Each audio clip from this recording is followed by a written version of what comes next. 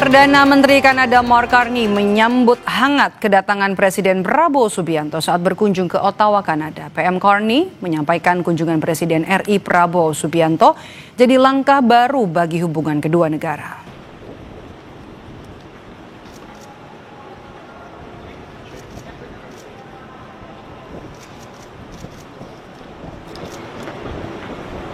Dalam pertemuan kedua kepala negara fokus untuk membahas isu geopolitik terkini dan penguatan kerjasama ekonomi antara Indonesia dan Kanada.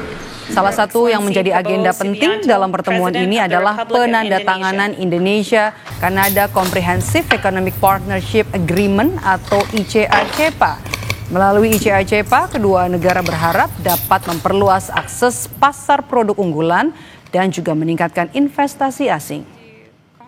Canadien des Affaires et pour l'Indonésie, Monsieur Anin, Conseil canadien des Sebelumnya, saudara, pidato Presiden Prabowo Subianto di hadapan Majelis Sidang Umum PBB jadi perhatian sejumlah pemimpin negara setelah 10 tahun Indonesia tidak pernah tampil langsung di Sidang Umum PBB.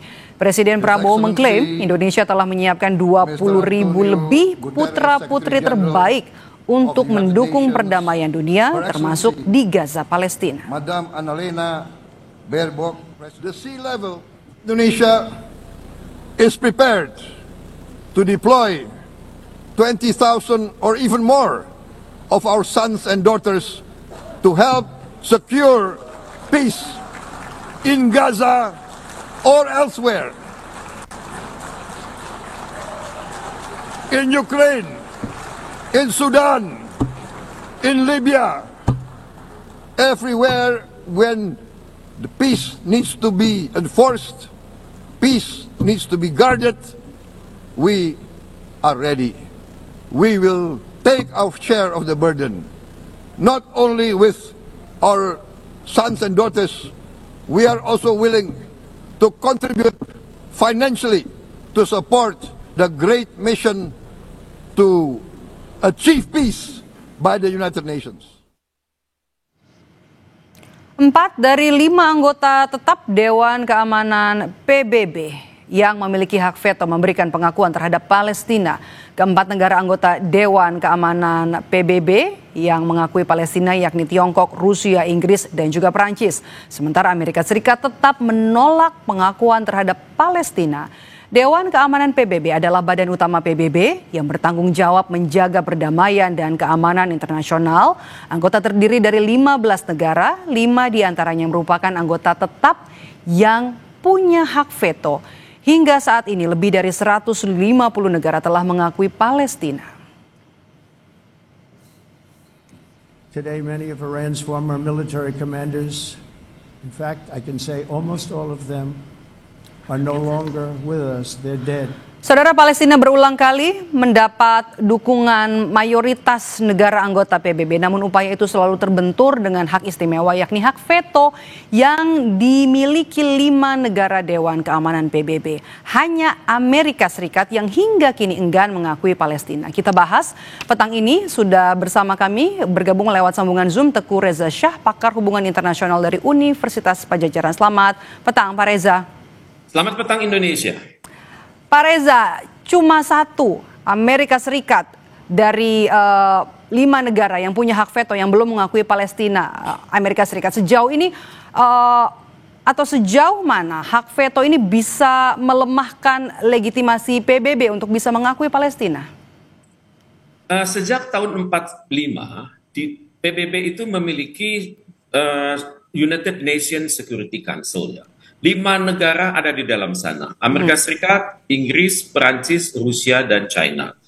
Intinya adalah kalau satu negara saja dari sana yang menggunakan veto, berarti apapun hasil terbaik dari rancangan resolusi yang dibuat di Dewan Keamanan itu tidak akan berjalan. Sampai nanti resolusi tersebut direvisi atau dibuat lebih fleksibel sehingga dirasa oleh Amerika Serikat ini menguntungkan dia dan juga menguntungkan Israel. Jadi dalam hal ini tetap suasana tidak berubah. Walaupun Perancis dan Inggris sudah mengakui Palestina, tapi kita belum tahu bagaimana perilaku mereka kelak di dalam Dewan Keamanan PBB. Karena pengakuan dari Inggris dan Perancis ini sifatnya dibuat oleh kalangan eksekutif, tidak mungkin belum dikonsultasikan dengan kalangan legislatif mereka, dan ini hanya dibuat dalam pandangan saya temporer karena tekanan sangat besar dari masyarakat. Ya, di mana ada kekhawatiran bagi pemerintah Inggris dan Prancis, kalau mereka tidak mengikuti angin perubahan, maka akan sangat berbahaya pada mereka dalam jangka pendek, menengah maupun panjang. Jadi kita harus ingat, perhatikan baik-baik bahwa pengakuan dari Inggris Prancis itu belum tentu ajak.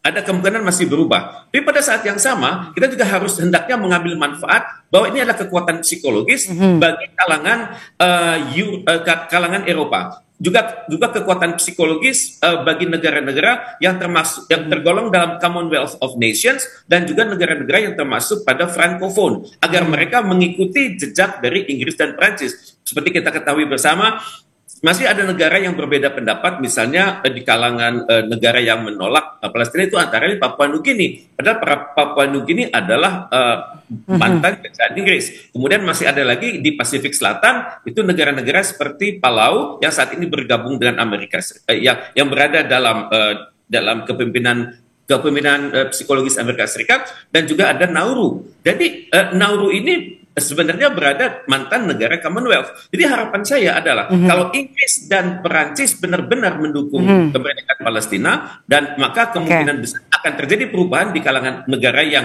abstain maupun yang tidak. Tapi bagaimanapun ini suatu perkembangan. Cuman masalahnya, apakah Inggris dan Perancis nanti akan bersama Cina dan Rusia? Ini belum tentu, belum ada tradisinya selama ini. Jadi untuk itu ya, kita harus masih menduga-duga nanti apakah mereka akan menggunakan veto. Karena selama ini veto dari Inggris dan Prancis tidak pernah terdengar. Mereka sudah sangat terwakili oleh veto dari Amerika Serikat. Oke, sekarang kan sorotan kita pada hak veto yang dimiliki oleh anggota tetap begitu ya. Apakah kemudian hak veto ini bisa Anda lihat mencerminkan demokrasi global atau justru hanya dominasi negara besar? Tepat sekali. Karena itulah hendaknya PBB yang sudah berusia 80 tahun ini diperkuat. Mungkin alih-alih menyebutnya direformasi.